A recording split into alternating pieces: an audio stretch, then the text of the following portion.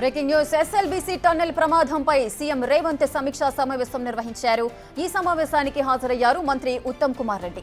వీరితో పాటు సాగునీటి పారుదల సలహాదారు ఆదిత్యనాథ్ దాస్, సీఎం సలహాదారు వేం నరేందర్ రెడ్డి సైతం హాజరయ్యారు. ప్రస్తుత పరిస్థితిపై పూర్తి వివరాలను ముఖ్యమంత్రికి వివరించారు మంత్రి ఉత్తమ్ కుమార్ రెడ్డి. సహాయక చర్యల్లో వేగం పెంచాలని సూచించారు సీఎం రేవంత్ రెడ్డి. గాయపడ్డ వారికి మెరుగైన సాయం అందించాలని సూచించారు ముఖ్యమంత్రి. అంతేకాదు బాధిత కుటుంబాలకు అండగా ఉంటామని, అన్ని విభాగాల వారు అప్రమత్తంగా ఉండాలని అన్నారు సీఎం రేవంత్ రెడ్డి.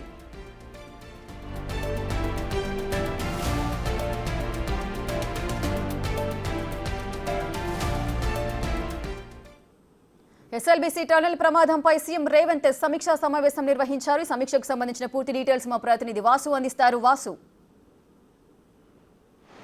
రేఖ, శ్రీశైలం ఎస్ఎల్బీసీ ప్రమాద ఘటనకు సంబంధించి ముఖ్యమంత్రి రేవంత్ రెడ్డి అధికారులతో పాటు ఆ శాఖ మంత్రికి సంబంధించి ఉత్తమ్ కుమార్ రెడ్డితో కూడా భేటీ అయ్యారు, సమీక్ష నిర్వహిస్తున్నారు. ప్రమాదం జరిగిన తీరు, సహాయక చర్యలకు సంబంధించినటువంటి కార్యక్రమాలు ఎలా చేపడుతున్నారు, ప్రమాదం ఎలా జరిగిందన్న అంశంపైన కూడా ఆయన ప్రభుత్వ సలహాదారు వేం నరేంద్రతో పాటు మరోపక్క ఇరిగేషన్ శాఖ సలహాదారుడు ఆదిత్యనాథ్తో కూడా భేటీ అయ్యారు.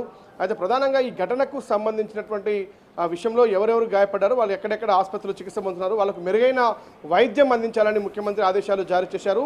ఇక టెన్నెల్లో ఇప్పటికే చిక్కుకున్నటువంటి 8 మందికి సంబంధించి కూడా వాళ్ళ ఆరోగ్య పరిస్థితి కావచ్చు, సహాయక చర్యలకు సంబంధించి ఎలాంటి టీంలు అందుబాటులో ఉన్నాయి, ఎవరెవరు అక్కడ చేరుకోవడం జరిగిందన్న అంశంపైన కూడా ముఖ్యమంత్రి సమీక్ష నిర్వహించారు. ఇక ఎవరైతే బాధిత కుటుంబాలు ఉన్నారో వాళ్ళ కుటుంబాలకు కూడా భరోసానివ్వాలి, ప్రభుత్వం అన్ని రకాలుగా ఆదుకుంటుందన్న హామీని కూడా ముఖ్యమంత్రి ఇవ్వడం జరిగింది. అయితే ప్రధానంగా కూడా ఈ ఘటనకు సంబంధించినటువంటి ఆ కంపెనీ ప్రతినిధులతో పాటు ప్రభుత్వ అధికారులకు సంబంధించి వివిధ శాఖలకు సంబంధించి విద్యుత్ శాఖతో పాటు ఇరిగేషన్ డిపార్ట్మెంట్తో పాటు మరోపక్క సింగరేణికి సంబంధించి రెస్క్యూ ఆపరేషన్ టీం ఇప్పటికే అక్కడికి చేరుకుంది.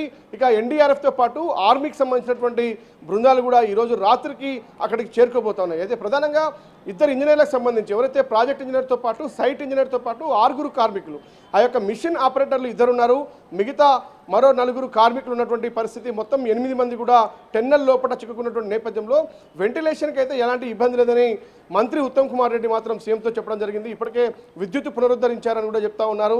మరి లోపల ఉన్నటువంటి వారికి మరి అది అందుతుందా లేదా అన్న అంశంపైన కూడా పూర్తిస్థాయిలో వాళ్ళ దగ్గరికి వెళ్ళాలి అంటే ఇంకొంచెం సమయం పట్టే అవకాశం ఉందని చెప్తా ఉన్నారు. ఎందుకంటే సంఘటన జరిగినటువంటి స్పాట్ అనేది 14 కిలోమీటర్ల లోపల ఉన్నటువంటి నేపథ్యంలో కూడా అక్కడికి పూర్తి స్థాయిలో రెస్క్యూ ఆపరేషన్ టీం చేరుకొని కూడా వాళ్ళు క్షేమంగా ఉన్నారా, ఉంటే వాళ్ళకి ఎలాంటి వైద్య సేవలు అవసరం కూడా ఇప్పటికే వైద్య బృందాలను కూడా సంఘటనా స్థలానికి తరలించడం జరిగింది. వాళ్ళు ఇమీడియట్లీ రెస్క్యూ చేస్తే వాళ్ళకు మెరుగైన వైద్య పరీక్షలు చేసేందుకు కూడా ఇప్పటికే అక్కడికి మెడికల్ టీంలు కూడా చేరుకున్నటువంటి పరిస్థితి.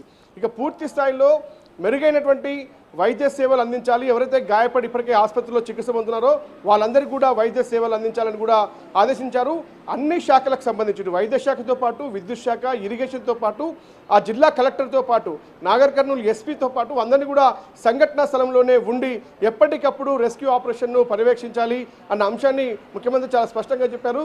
ఇప్పటికే జూపల్లి కూడా సంఘటనా స్థలానికి ఇమీడియట్లీ చేరుకోవడం జరిగింది. ఉత్తమ్ కుమార్ రెడ్డి హైదరాబాద్ నుంచి హెలికాప్టర్ ద్వారా అక్కడికి వెళ్ళడం జరిగింది. సంఘటనా స్థలంలో కంపెనీ ఎవరైతే అక్కడ పనులు చేపడుతుందో జేపీ సంబంధించినటువంటి కంపెనీ ప్రతినిధులతో కూడా భేటీ అయ్యారు. ఇక అమెరికాకు సంబంధించినటువంటి మిషనరీ యంత్రాంగానికి సంబంధించినటువంటి ఎవరైతే ఉద్యోగులు ఉన్నారో వాళ్ళతో కూడా భేటీ అయ్యారు. అయితే పూర్తి స్థాయిలో సంఘటన జరిగినటువంటి తీరుపైన సీఎంకు అన్ని వివరాలు ఉత్తమ్ కుమార్ రెడ్డితో పాటు అధికారులు ఆదిత్యనాథ్తో పాటు మరికొంతమంది వేం నరేందర్ రెడ్డి కూడా ఆ సమావేశంలో పాల్గొని పూర్తి వివరాలు వెల్లడించారు. ఇక రాత్రి మొత్తం కూడా రెస్క్యూ ఆపరేషన్ కొనసాగే అవకాశం ఉంది. రేపు కూడా ఇంకా అవసరమైతే రాష్ట్రం మొత్తం దేశం మొత్తం మీద ఎవరైతే ఇలాంటి టెన్నెల్లో ఇరుక్కున్న వారిని కాపాడే నిపుణులు ఉంటారో వాళ్ళని కూడా రప్పించే ప్రయత్నం చేయాలని కూడా ముఖ్యమంత్రి ఇప్పటికే మంత్రితో పాటు సిఎస్తో పాటు ఇతర ప్రభుత్వ అధికారులందరూ కూడా ఆదేశాలు జారీ చేశారు. Thank you Vasu, thanks for the live details.